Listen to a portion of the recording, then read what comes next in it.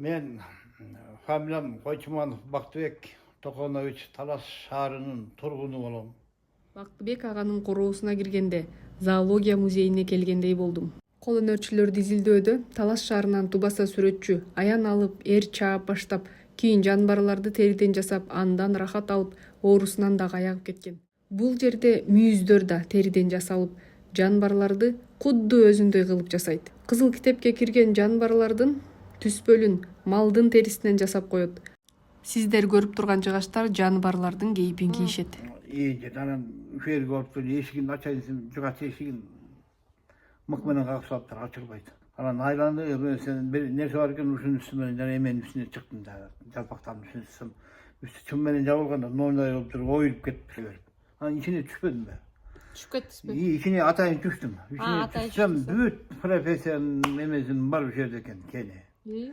Анан мен отуруп эле эме Куран китеп иштеп жүрөм. Китептер, жана бир китеп тапсам, жана архитектуранын китеби, бир ручканы жазуучунун ручкасы ошондой болуп атат деп мен Куран китебин иштеп жүрөм. Анан чоң моундай китеп бар экен, эң чоң. Ошону алдым да ичин ачсам, Куран китеби эмес экен. Ичи башкача бир сөз экен. Бак сүрөт менен тартылган жазылыптыр да. Анан манас китеппи деп калдым да. Анан ошону алдым, анан дагы бир темирди алып чыгып кеттим, жана устанын темири деди. Ал горжалдар чот экен, мен ушуну байкап алыптырдым.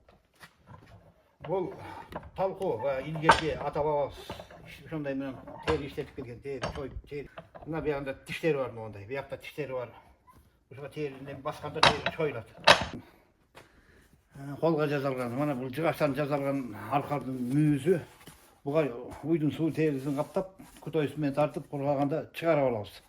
Анан кынап койсок, аркардын мүйүзү болуп калат, катуу болуп турат. Мына бул аркардын башы. Буга да уйдун терисин каптап чыгарып алабыз. Адам чыккан мына аркардын териси, бунун сыртынан да уйдун териси капталат. Көз салынат, мүйүз салынат, мына катуу. Анан будан мына окшогон текелер чыгып берет, мынакей. Мүйүзү да катуу, бу да катуу. Ушул метод менен жасалган. Бул болсо кыргоо, буга дагы тери каптап чыгарып алабыз. Будан кийин монда кыргоо пайда болот, кынап отуруп. Буну дагы кызыл, сары краскалар менен кооздоп, анан лактап колдон чыгарабыз бүтүрүп. Бул болсо бүткөн лактап эметип койдум. Буну чапканыма көп болду. Бул болсо жолборс. Азыр катып туруп, буну да чыгарып туруп, боек менен мондай темгилдерин чыгарып, куйругун салып, баштарын салып, жолборс кылып чыгарабыз. Калптан чыга элек да? Калптан чыга элек азыр бул. Бул болсо бүткөн бүркүт лактанып, колдон чыкты. Оюп жасалганбы? Ооба, оюп жасалган, жыгачтан. Бул болсо ачаке кооз, бутак таап алган аябай. Эми буга ойлонуп атам, берге бир бүркүт, берге бир бүркүт кондурам.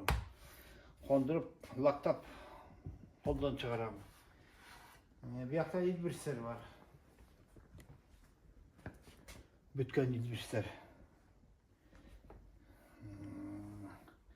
Боек менен боеп, кулак-сулак, улагы куйруктардын баарын тигип бүтүрүп койгом.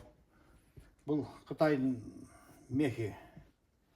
Ошондой илбирси бүтүрдүм. Бул дагы ошондой бүткөн илбирс. Бул койдун терисинен жасалган каршкыр кулак эле калды. Бул чоң кочкордун терисинен жасалган каршкырдын көк жагы. Кулагын, башын баарын бүтүрүп, ортосун кара боек менен боеп, каршкыр кылып койдум. Менин колдон чыкты, бүттү. Ustaçılık biz özüsün tuğumda var eken. Oymoçuluk var eken, ustaçılık var eken. Çoğ atam çoğ usta eken. Teri iyile çeken, çıkaçtan ilgerki tabak çömüçtörü çapkan eken, kayış iyilep, mazı ötük tontik çeken. Apam bolsa oymoçu şırdakçı.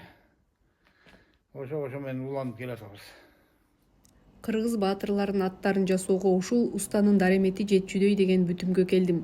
Агайга чыгармачылык ийгиликтерди каалайбыз.